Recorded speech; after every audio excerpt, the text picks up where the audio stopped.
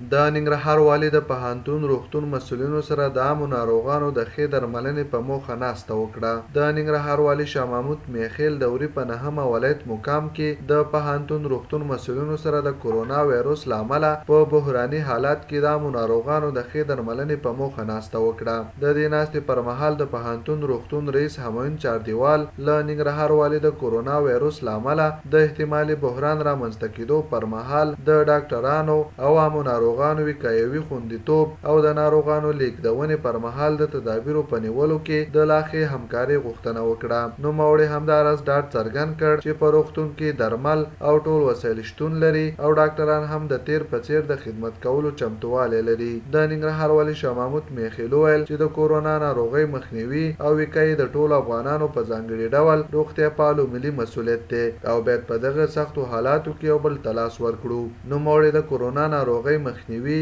وقایې او تدابیرو په اړه د ترسره شوو فعالیتونو او راتلونکي پلانونو په اړه معلومات وړاندې کړل او همداراز یادو مسؤلینو ته د دوی او عامو ناروغانو د وقایوي خوندیتوب او لیږدونې په موخه د لا ښې همکارۍ ډاډ ورکړ.